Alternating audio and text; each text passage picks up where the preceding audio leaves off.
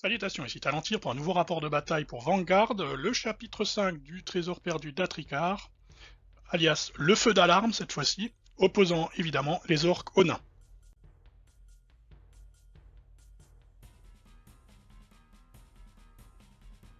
Le contexte de la partie, elle fait suite à la précédente, les orques ont récupéré le luth maudit qu'ils ont pris aux nains, ils se dirigent vers leur armée, le campement de celle-ci en tout cas, ils souhaitent attirer l'attention de leurs camarades afin qu'ils viennent les escorter en allumant un feu d'alarme et évidemment les nains doivent les en empêcher.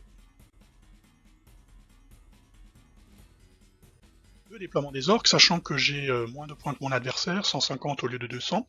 J'ai réparti en 3 groupes, un premier au centre puisque le scénario me permet de mettre 2 figurines au contact du feu d'alarme, et 2 autres groupes sur les ailes.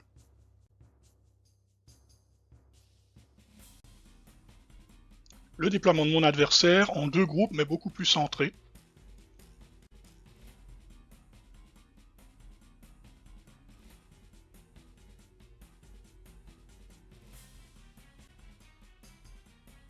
La vue d'ensemble du départ, les orques ont donc allumé le feu d'alarme pour prévenir leurs troupes de leur position et doivent tenir le plus longtemps possible pour être sûrs d'être vus. De mon côté, je vais activer mon troll ainsi que mon planqué sur la droite, histoire de protéger le feu. Le tir du planqué ne donne rien. Mon adversaire fait lui avancer son élémentaire de terre.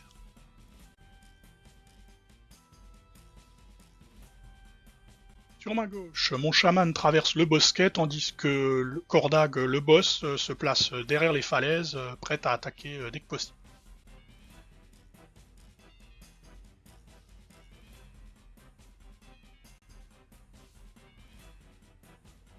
Nicolas riposte en avançant avec son cuirassé Ajrudin.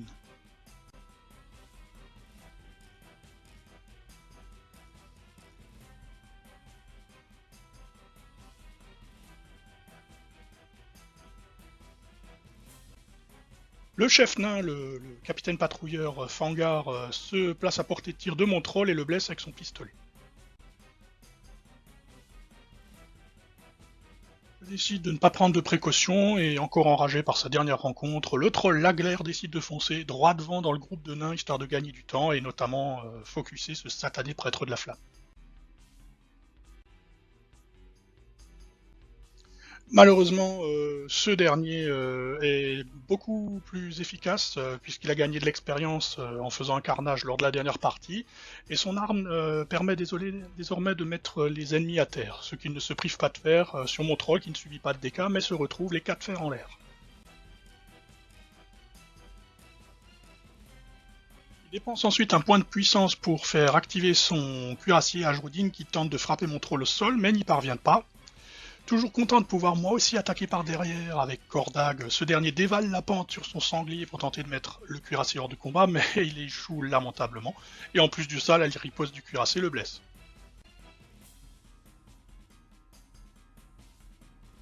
C'est au tour de Nicolas qui dépense 2 points de puissance pour faire une attaque de groupe, avec ses miliciens contre mon troll. Ils arrivent à le blesser légèrement, mais finalement il s'en sort pas si mal et peut se relever. Pendant ce temps-là, mon chaman se faufile dans le petit canyon.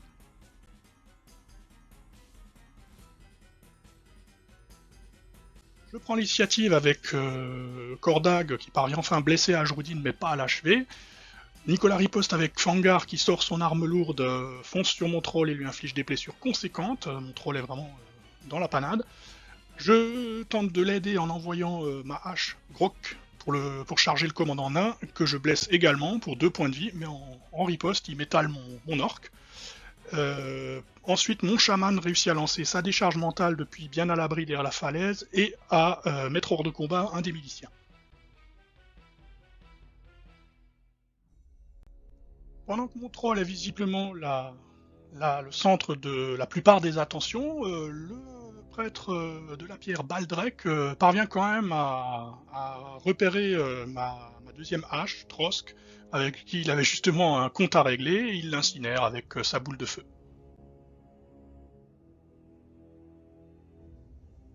À droite, il se passe également des choses, puisque on se demandait comment on allait intercepter l'élémentaire.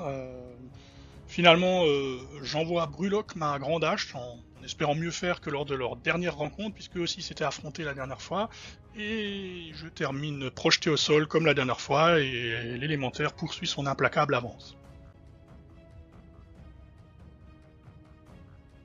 Il n'y a vraiment plus grand chose à part un pauvre planqué pour empêcher les nains du groupe de ma droite d'atteindre le feu d'alarme. Mon archer tente d'achever au moins le milicien, mais je rate mon tir. Un nouveau tour s'ouvre, j'ai l'initiative, donc je relève vite fait mon troll, mais comme il est fatigué, il ne peut rien faire d'autre. Nicolas envoie évidemment une attaque groupée sur lui, mais malgré toutes leurs attaques, visiblement, le troll est beaucoup trop solide pour les nains, et j'utilise ma possibilité de riposte pour frapper Fangar, que je mets hors de combat. Mon chaman continue de soutenir en carbonisant un autre milicien avec sa décharge mentale, et mon boss continue de se couvrir de ridicule en étant incapable de venir à bout du cuirassé Ajrudin qui s'est relevé. J'active ensuite mon planqué qui parvient cette fois-ci à toucher et à mettre hors de combat le milicien qui était devant lui.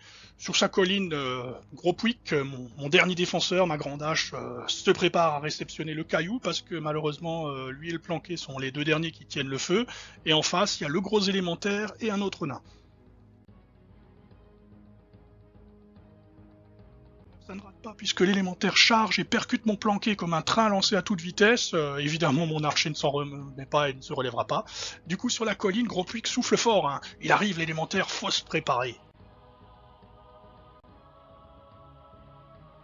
Pendant ce temps, à gauche, eh bien, notre milicien s'effondre parce qu'il n'a pas réussi à trouver sa boîte de Doliprane assez rapidement, en se tenant la tête et en convulsant. Mon chaman vient d'en être à son 3e kill, c'est très bien. Toujours bien à l'abri derrière sa falaise et hors de vue, ce bon Karunzom ricane, hein, ce sortilège est vraiment très intéressant. Bon, ce chaman a beau être un de mes MVP, si ce n'est le MVP pour l'instant, son chef est visiblement un incapable de première, il n'arrive toujours pas à battre le cuirassé Ajrudin. Heureusement, le troll, lui, il fait le boulot en mêlée, il attire toute l'attention.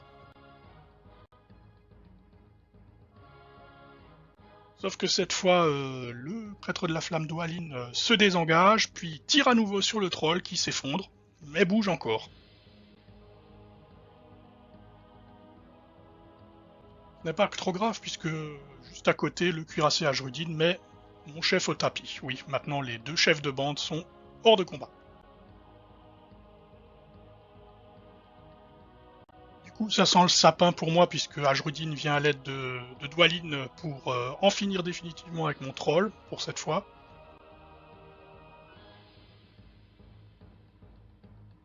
Ça y est, pendant ce temps, au centre, à côté du feu d'alarme, Gropwick se prépare. Cette fois, c'est son moment, puisque le nain Broggy et l'esprit de Galrak arrivent devant le feu. Et à côté de lui, le planqué qui gardait le feu s'est déjà fait la malle, puisque bien désormais j'ai des tests de morale à faire. Mais c'est pas grave, hein, faut protéger le feu.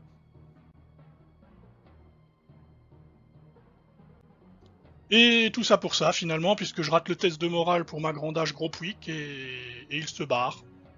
Visiblement, il a décidé de crier qu'il n'a pas signé pour ça, et il s'est tiré. Du coup, tous les nains se précipitent vers le feu d'alarme, désormais vide de tout défenseur. En passant, Baldrek, le prêtre de la pierre, repère mon chaman qui lui aussi se carapate, et lui dégaine une boule de feu, mais qui ne cause aucun dégât.